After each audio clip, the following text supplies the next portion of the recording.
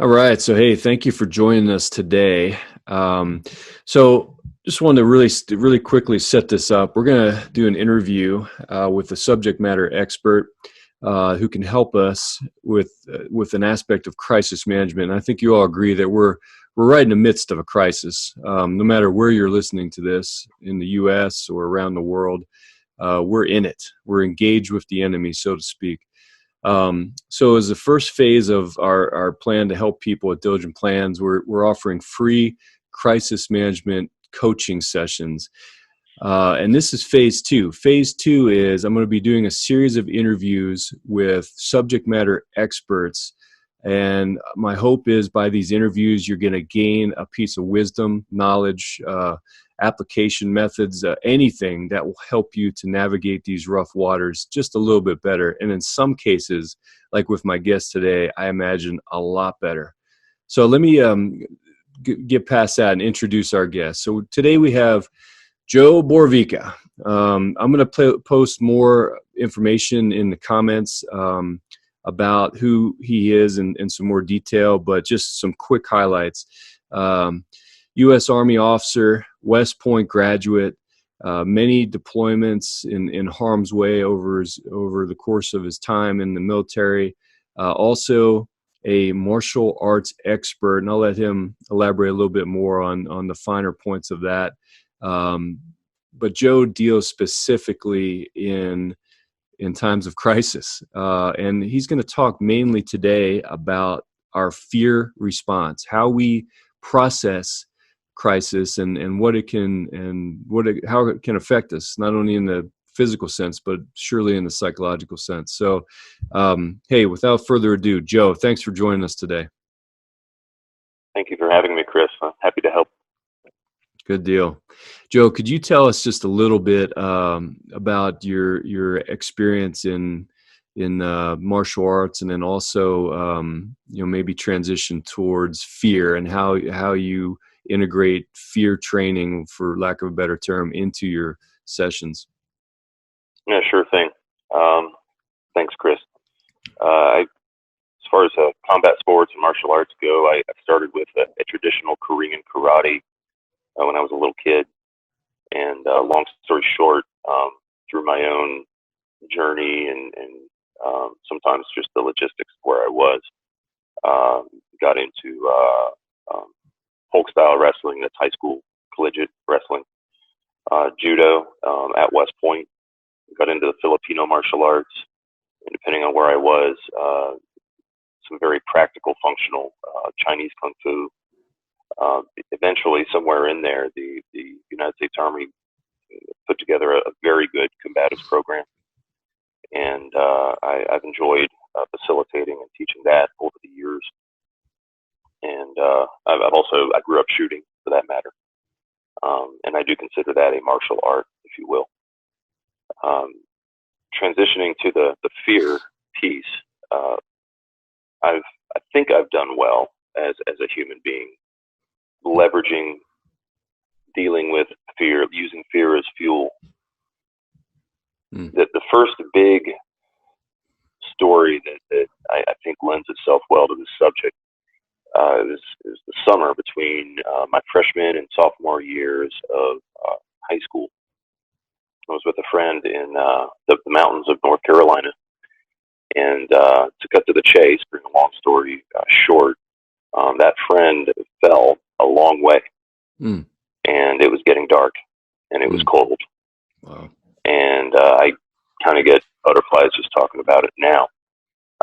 I didn't know what to do with fear at that point. I mean, we all do to some degree, otherwise we wouldn't be walking around functioning. But I didn't know whether to stay, because if I don't go get help, he might die. Wow. And I didn't know whether I should go to get help, because if I leave him there, he might die. Wow. And there really wasn't a right answer. There was hopefully an answer that was more useful than the other options. But to say that there was a right answer, that's a stretch. So to simplify the story, things kind of went black and white in my head. I saw very clearly what needed to be done if I was interested in him living. I wish I could run that fast today. Ran down to the trailhead and ordered a bunch of adults to do what needed to be done, to call rescue. This is before smartphones. Ordered someone who had change to get to the payphone. And then I ordered someone else to go to this shack and call. And was frankly appalled that people would look at me, and I'm a kid for one, but they'd look at me and say, well, why are you telling me to do it? You just told him to do it. And rather than give them a lecture on redundancy, I just told them to shut up and move. And then I ran back up the hill after I was certain that I had done what I could have done. Eventually volunteer rescue found us up there. I had a hard time finding him at first when I went back up there because it was dark. Wow. And eventually he was choppered out. Died in the chopper, came back in the chopper, and he's still living today. It was a crazy story. Wow. Now at the time, like I said, things kind of went black and white. This is early high school. I made a decision and I moved with it, but I didn't know what was happening to me. I didn't have a map. Nobody had ever talked to me about how this operates, except maybe reading some Vietnam novels, I suppose. Hopefully nonfiction. And I paid for that weeks down the road when I finally came out of that very logical hole that I dug myself in. That was the right thing to do. That was the useful thing to do at the time, but it would have helped to have a map of some sort. Yeah. In that instance. And that's probably where my journey with fear started, right there. I knew that there was something there because there on the ground, I effectively used fear as fuel, as leverage to get done what needed to be done. It was years later, in fact, fairly recently, that something snapped in my head. I found the map that I was looking for to help navigate that. It doesn't mean that we need the map to function. Here we are. We're the human race. Yeah. But that fear signal is useful, for some things, and it's a heck of a lot more useful if we know what it is that's going on. And it doesn't matter what age you are, for you to learn. Wow, what a story, Joe. Obviously, that's shaped many steps in your life thereafter. Felt like foundational story to where you're at. I'm glad your friend made it. Shoot. Wow. So just to kind of let the audience know why this is so important to talk about, like Joe said, we're built to deal with certain things. Fear is one of them. But why leave it to chance if we have some methods to be more deliberate about it, to where we can actually take hold of it and embrace it, use it as an ally versus a kind of a response that our body's programmed to do. Why not mold it into something a little bit more?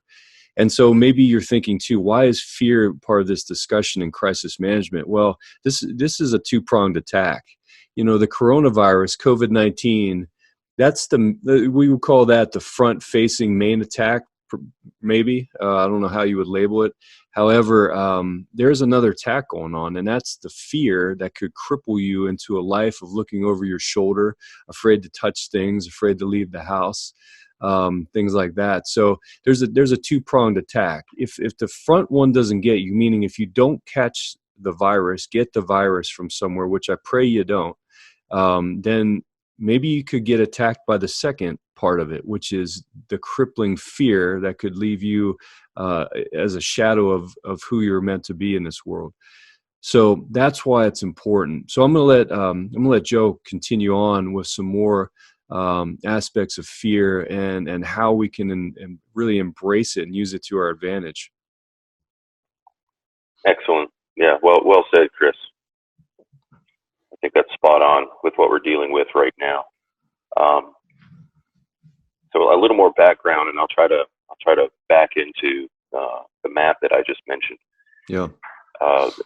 Over the years, the closest thing I got to fear management that was tangible, that something I could explain, was I would tell people to ride the butterflies. Because I realized the butterflies are going to happen. If it's important, public speaking, right? That's supposedly number one fear in America. And maybe that's changed now. I don't know. Mm-hmm.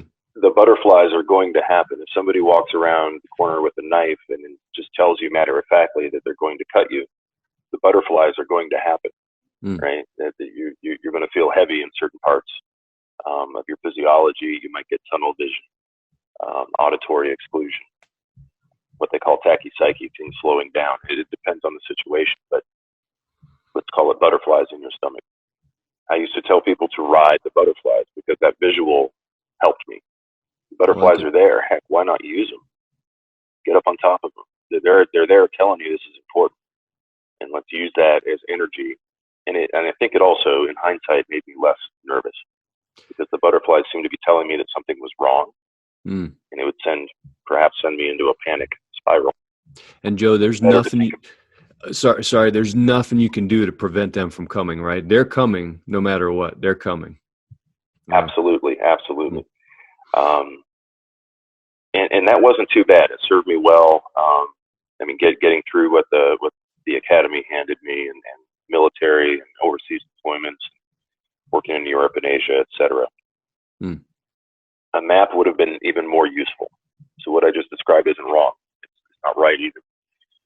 To get even more useful, it'd be nice to have a map. And here's another story to work that. This is later on in high school, but I think it's useful. I was not the best wrestler on my high school team, but at one point I was slotted to wrestle the number one wrestler in our rival high school, and it was a home match. Not only this, but a week or two prior, I witnessed, along with the rest of the team, this wrestler break the arm of the guy that was usually ahead of me in my weight class. And he just didn't pull any punches, and literally he won the match. He broke our teammate's arm, and he was huge. Like, we're looking at this guy going, how is he making weight? You know, he looked completely different than I did. You know, at the time he was a star football player, you know, on that other school's team as well. And he just looked very happy to be out there wrestling, and he was scary. So what did I do leading up to this? Because I was scared, and my parents were scared. Everybody around me was scared. What am I going to do? Long story short, I rode the butterflies. I showed up. I wrestled. I got beat. Didn't get injured. That was nice. So I can't say that's wrong. But using the map that I'm going to talk about, I could have put myself in a situation where the experience was more useful. And maybe I would have beat him. I don't know. So if I thought about, if I faced the fear, if I understood it, if I decided what it is that I wanted to get out of the situation, I might have, instead of just showing up and wrestling, okay, duty done, maybe I would have showed up with a plan. I would have said, well, if I'm going to fight this guy, why don't I watch some tape? Why don't I talk to guys that have fought this guy? Yeah. All right, I'm going to keep being scared, but heck, give me a plan. Like, I don't want to do my best move. I want to do the worst move for him. You know, what's the worst move for him? And then if I win, great. And if I don't, the post-traumatic stress, for lack of a better term, is more useful, right? Because if you go through a traumatic event, there's going to be post-traumatic stress. Yeah. It's going to be more useful if you are more of an actor in the instance, right? That's a good point, Joe. Post-traumatic stress, just let me highlight that. Hey, it ain't just for soldiers. Most people attribute it to soldiers and former soldiers.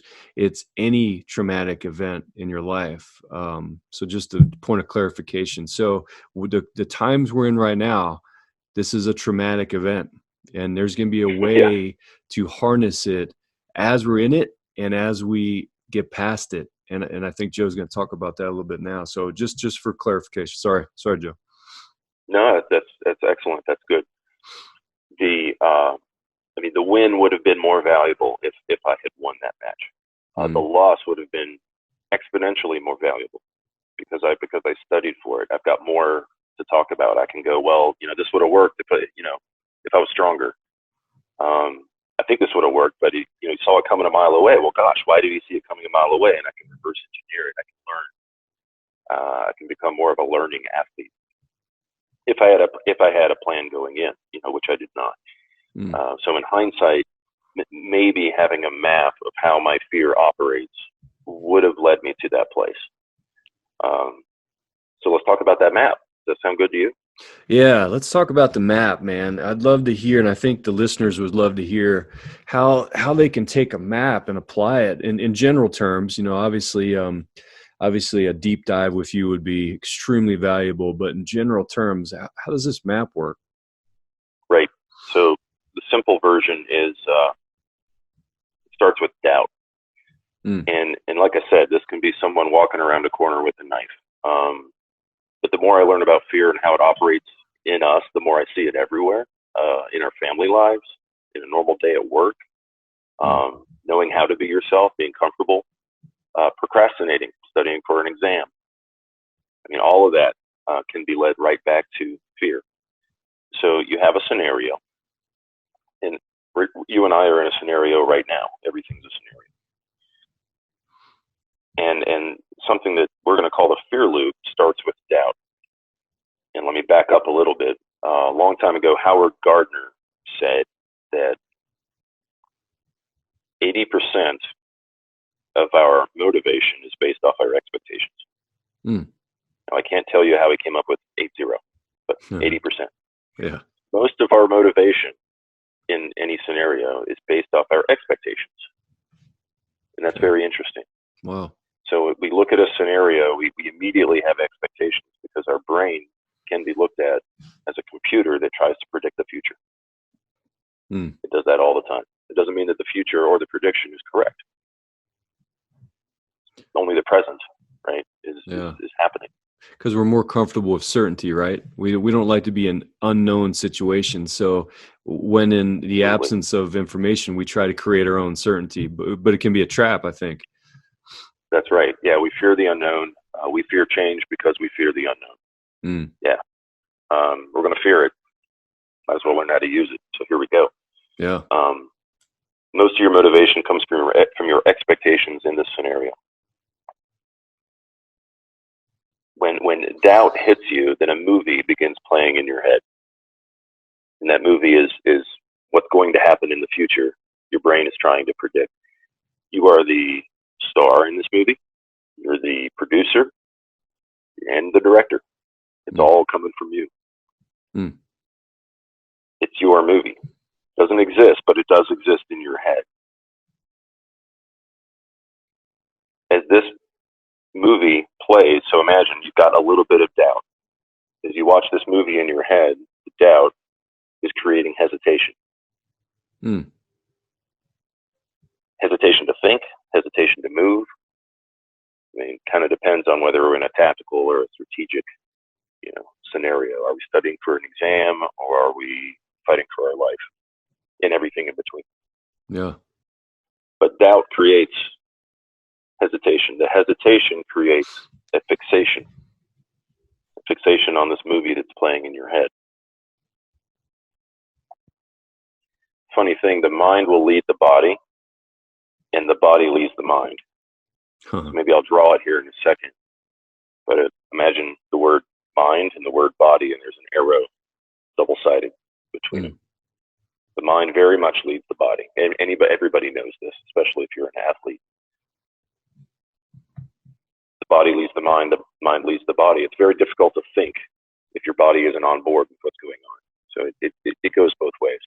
Yeah. As we fixate on this movie in our head, then you've got your what we call neuro-associations. Those are the butterflies. So you get, why are my palms sweaty? I get butterflies in my stomach, etc. The mind leads the body, and the body leads the mind. So now, your body was trying to make sense of that movie in your head that isn't even real. Right? That test that's coming up in 6 months. Yeah. Right? 2 months goes by, and you haven't cracked the book yet. But you get those butterflies every time you even look at the books over there on the bookshelf. Mm. Okay, and this isn't even, a mugger trying to, or a kidnapper trying to stuff you in a van, right? It's all fear. The mind leads the body, and the body leads the mind. Your body was trying to make sense of this movie that your brain was playing for it. Mm. Now you've got these neuro associations, the butterflies. Now your brain is trying to make sense of the butterflies. And that brings you to expectations, but more visualizations. And that's what we call the fear loop. Mm. Now, just understanding just that alone should help. Because if you put it on a sheet of paper, you can say, well, okay, I'm here right now. Yeah. I'm dealing with these limiting beliefs. I don't quite have the butterflies, but I can remember before when I thought about this, I was dealing with these limiting beliefs, and then the butterflies hit, and then I sort of panicked inside, and then I wasn't thinking clearly, and then I was back where I started. And that's a fear loop. Let me stop there. Is how does that resonate with you? And is there anything that could be clearer in what I just described? Wow, Joe. So what I'm seeing is a loop. Like I'm picturing this body leads the mind leads the body, and so on, and back. And so I'm thinking it as if all cases with a loop, there's a way to break it. You can break the loop at any point, right? So Right. you have to break that cycle, or it's going to continue. And so Right. so you have some ability to do that, is what I'm taking from it, at any Yep. point along the way, right? Yes. So the fear loop, it's telling you something. It's a Mm-hmm. demand signal. And there are other ways to say it. Popular term, the obstacle is the way. There's this demand signal here. Gosh, maybe I should look at it, because it's a red light going off in my head and in my body. Wow. There might be an opportunity in there. So it's important to look at this fear and not run from it. You need to face it. So I'm going to try to do, and you have to tell me if you can see this or not, try to do a visual here. Change this right here.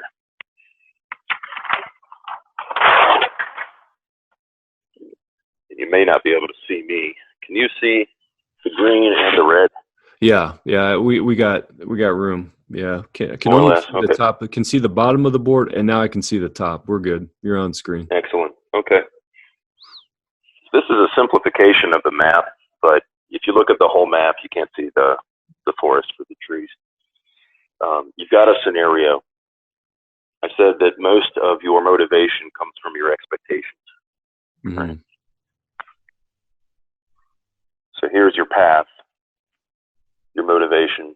If you've got poor motivation, which again comes from your expectations, you're going to end up on this path here. I mentioned your visualizations. That's the movie playing in your head. You'll have beliefs. They might be short term, but that movie's playing because that's what your brain is trying to predict based off all kinds of things. It could be the way you were raised. It could be you've done this before and this is what happened. Thing is, it's a different day. Right. Just because it was last Thursday doesn't mean if you do it, the next Thursday, the weather's different. You're different. Everything's different.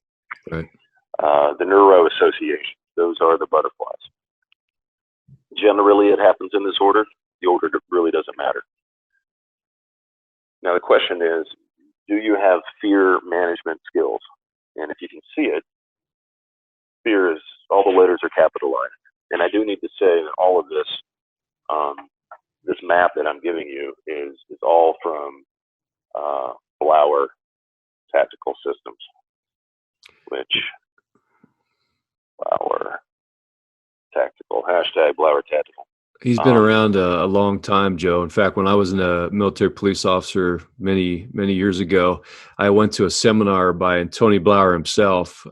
He's been a lifelong student, expert. Man, there's so many monikers you could attach to him. So wow. So we know it's coming from highly credible source. Then, if it's associated with Tony Blauer, absolutely. Yes. He's studied violence for more than 4 decades now, and he's studied fear for more than 4 decades now. Wow. Happy to be affiliated with Blauer Tactical Systems. comes to self-defense and now fear management. Mm. So I do need to say I've compiled and I'm presenting this information, but all of it is Tony Blauer. All the letters in fear are capitalized. We can look at fear as false evidence appearing real. Mm. Right? You can also see false expectations appearing real. Mm. Right? Yeah. So a favorite of Coach Tony Blauer's is you accidentally rear end somebody in traffic. Driver gets out of the car. He's got 2 cauliflower ears, prison tattoos. His left eye is pretty bashed up. He's got a tap-out shirt on. It's huge. Yeah. Right? Movie starts playing in your head. Yeah. Uh-oh. Yeah. So let's look tactical and not strategic, because we could look strategic and go, well, I don't necessarily need to even get close to this guy, et cetera. But tactically speaking, let's look at, can I take this guy in a fight? And most people would go, well, of course not. He's a fighter. I mean, look, he's got a tap-out shirt on, and he's got cauliflower ears, and all this. Yeah. Well, don't imbue him with properties or abilities that he hasn't demonstrated. He hasn't demonstrated anything. In fact, he's got cauliflower ears. That doesn't necessarily mean he's a good fighter. It might mean he's stupid, right? He's not wearing any protection, right? Yeah. His right eye, his left eye is all busted up. He's got no defense. Right? He's got multiple prison tattoos. He's not very smart. He got caught multiple times, right? So you can look at this, and just because someone's wearing a tap-out shirt doesn't mean that they're trained in MMA, right? And does MMA even apply in this situation? Mm-hmm. So, false evidence appearing real, false expectations appearing real. And that's why it's spelled that way. So do you have fear management skills? What fear management skills? We all do. How useful are your fear management skills? And we call this, little circle here, we call this the challenged or threatened door. Mm. Are you challenged or are you threatened? So when I wrestled that guy in high school, I was definitely threatened. And that's how I fought. If I was challenged, then I might have gone in with a plan. So are you challenged or are you threatened? If you remain threatened, there's something called the duress path, right? Time keeps ticking. The situation, the scenario will change because stuff changes all the time. So maybe time ticks on and maybe you're fine. Maybe everything turns out fine. I mean, you have no control over this. Or maybe you do something in a panic, right? So we'll keep this going in the fear loop. Typically, somebody will go around and around in the fear loop for some time. Wow. Right? Before they realize they're even in it. And this goes for me too. Oh, wait, I'm in the fear loop. Okay. Let me figure out what's going on here. Now, while you're in the fear loop at any time, we call this the duress path. I might panic and do something, or time will take the situation away from me, and that will lead to another scenario. Okay, maybe you're fine, but the problem is you didn't choose that. Yeah, it has nothing to do with the goals that you have in mind, the results that you want out of the situation. Could that be something like, back to your scenario, guy steps out of the car, tap out shirt and everything else, and you're getting ready to talk to this dude or face off with him, and all of a sudden a police car rolls up. So things out of your control that you had nothing to do with, that kind of breaks the cycle for you, but you didn't, it wasn't, because of any decisions or things that happened on your end. Okay. Yep. Well done. Yeah. And the police car could roll up no matter what you do. Who knows? Yeah. That's an excellent example of the duress path, and things turn out fine physically. Now, maybe not mentally, because you knew that, basically you were already tapped out mentally. Yeah. So you can just thank the stars that the policeman showed up and things calmed down. Mm. If you decide that you're challenged, so a hastily written get challenged. If you decide that you're challenged, then that's the rest of the math, is looking at goal, action, result. And that's basic planning. What's the goal that I want to get to? What actions are required to get to what result? GAR, goal, action, result. Making a classic plan if you've got the time. Reviewing that plan, again, if you've got the time. Because this works for strategic and it works for tactical. Making a decision. And then staying current in that decision. If you don't stay in the present in that decision, well, you can look at the past and you can look at the future, neither of which exist. The only thing that exists is the present, right? Wow. Going to the past or the future is really a shortcut back to the fear loop. Wow. You got to stay present in what you're doing. Yeah. And then when you get to the action, that at this point you've planned, then the act and the actor become one. And that leads back to another scenario. Wow. The things will change. The difference is you are acting here, right? You have some sort of agency, and that helps. Now, funny thing, my master's degree was in organizational development and leadership development. So we got into organization change consulting and whatnot. We learned that, as you know, Chris, organizations oftentimes act like organisms. They act like living things. Absolutely. Almost like it's a person. It has its own culture. It has its own survival instinct. Yeah. It will defend itself if it's threatened, for whatever reason. Even if it makes sense to put the organization down, the organization will, in some ways, attempt to defend itself. Yep. So this applies to people. It applies to human organizations as well. Wow. So and that's huge. Yeah, let me ask something on that. Well, let me say one thing and then ask you a follow-on question to what you just said, because I think that's so critical, Joe. So many people find themselves at that point of challenge or threat, right? And so what I hear during this COVID-19 crisis, so what I hear you saying, or what my takeaway right there is, choose wisely. Am I going to stay on this fear loop and be threatened, or am I going to look at this as a challenge?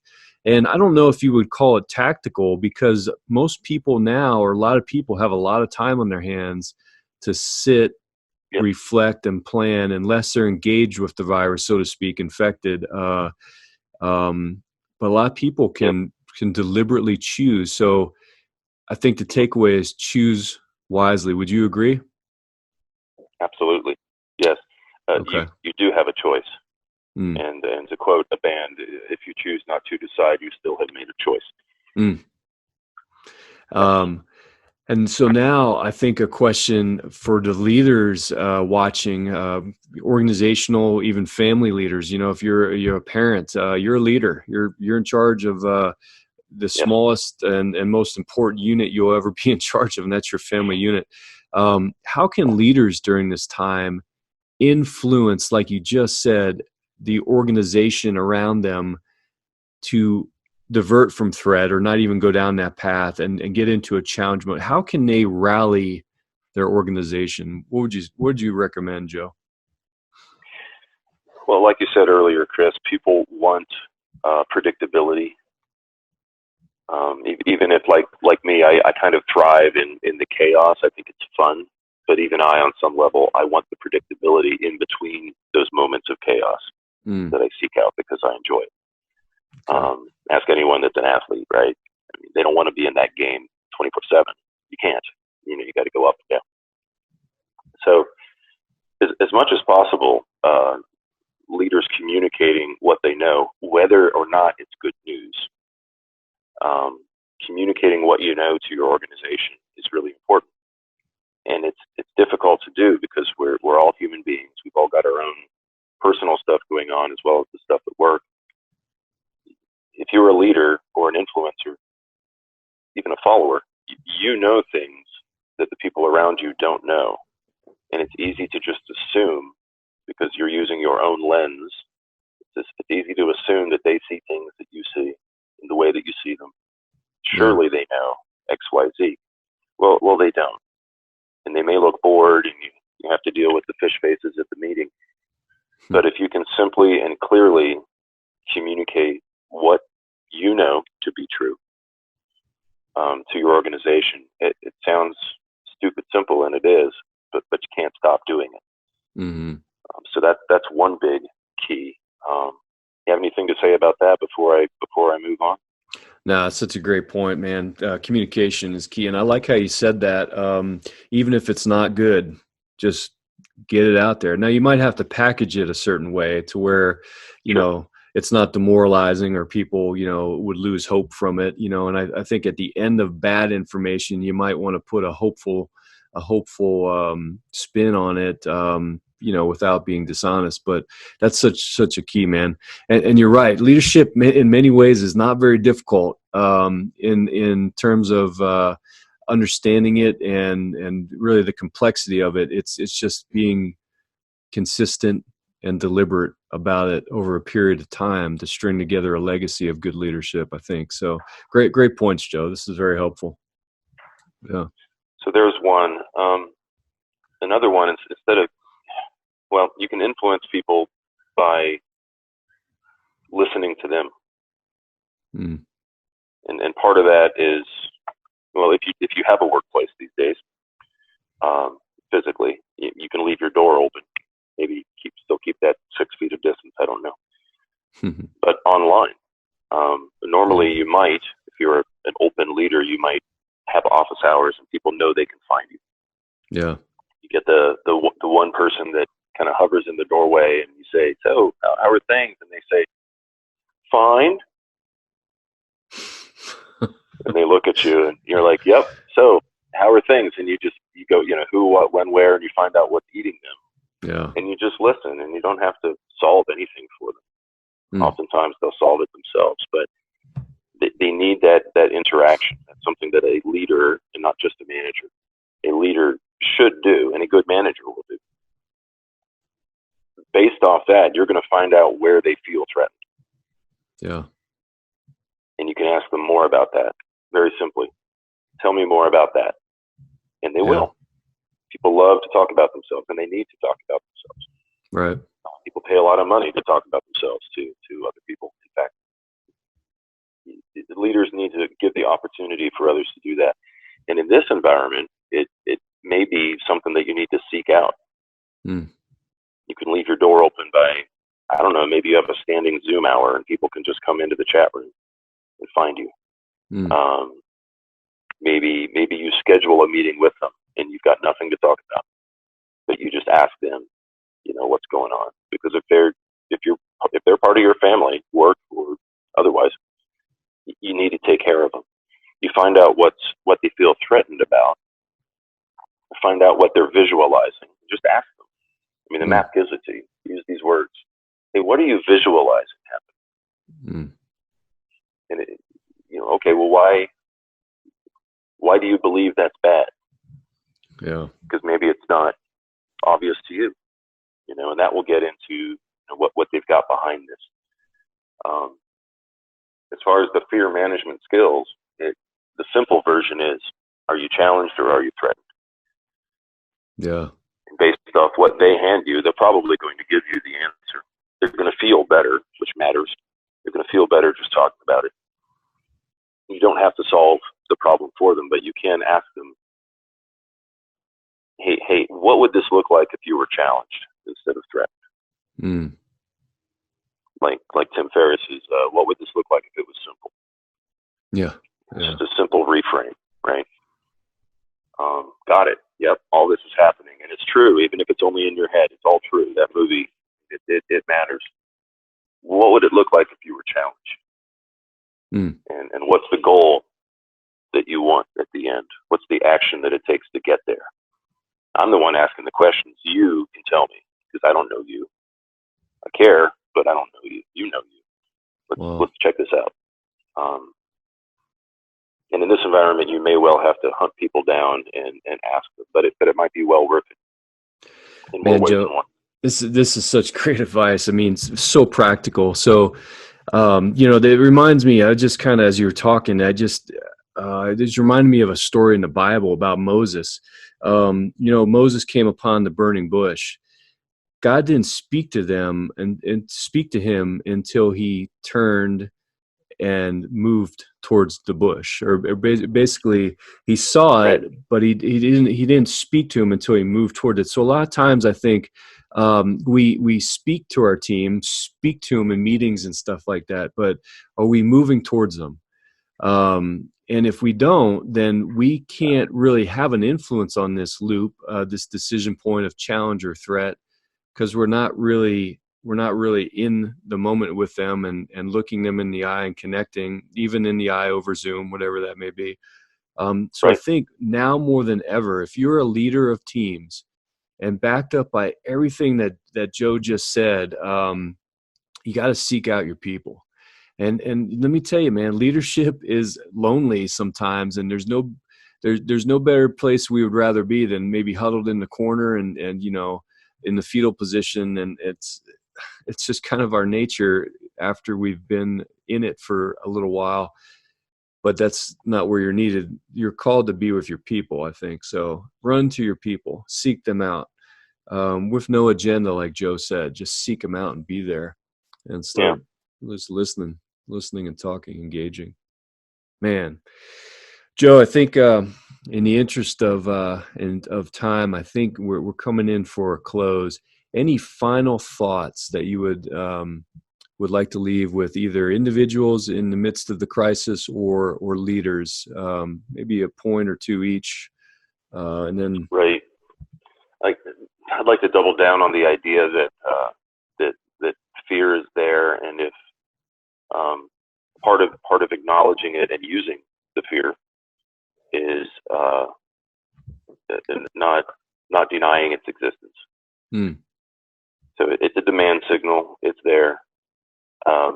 It may not be like the fear that I have in a certain situation may not be the fear that you have, Chris, in a certain situation. Maybe you're either practiced or desensitized in such a way that it's not really fear for you, not anymore. It's like heightened attentiveness, right? Whereas for me, it's severe anxiety. Right. And that's because you are familiar with X situation, right? But this can be used for concern. It can be used for anxiety. It can be used for outright fear. I mean, the dynamics are the same. So fear is a bit of a catch-all word. Don't think that you or someone else, just because they look okay, don't think that they don't have it. Oh, they've got it all right. All the time about something. That idea that everybody's carrying something, right? And especially, like you said, in this scenario, for sure. So I just like to remind everybody that, the fear is there. There's probably an opportunity in there. Go check it out. Face it, understand it. Figure out a way to know it. No fear. With the K and no W. No fear. There you go. That's courtesy of Tony Blauer as well. And if you want the map itself, it's got more detail than what I described to you. The dynamics are the same. Look up Cycle of Behavior, Blauer Tactical. It's available on PDF for free. Just Google it. Cycle of Behavior. Cycle of Behavior. Blauer Tactical. Blauer Tactical. Okay. Yep. Part of Blauer Tactical's spear system. Yes, awesome. Sir. Hey, for those of you that enjoyed this out there, and I'm sure everyone that tuned in or watching this, post recording has gotten something out of this, and you want to connect with Joe, I would encourage it. Dude's one of the great servants that I've come across in my leadership journey, willing and able to help anyone, and just has a heart for helping people be prepared for crisis situations. You can find him on Instagram at readinessrx. Readinessrx. You can also find him on Facebook at safersooner. Safersooner on Facebook. Connect with him, follow him. He's got some great stuff he's doing out there. I tune in on Instagram all the time to see his short instructional videos, and I get something out of them. Support and connect with Joe. So that brings us to an end of this inaugural launch, and I couldn't think of a better person to have on than Joe. Joe, thank you so much for your time. Thank you, Chris. You're in Germany, so I know it's getting late for you. You're probably getting ready to get home and end your day on a Friday even. So thank you. So this has been great. And, you and I will stay in touch and do some more things for people out there during this time. Hey, everyone out there, I just want to tell you, stay safe, choose wisely, choose to be challenged, not threatened during this time. And also, if you're a leader, help your teams make those decisions by connecting with them, looking them in the eye and really seeing what they're about and what's going on in their mind. Run to them and be present. And I think you're going to see a great result from that. Hey, we'll talk to you soon. And it's been great. Thanks again, Joe. Thank you, Chris.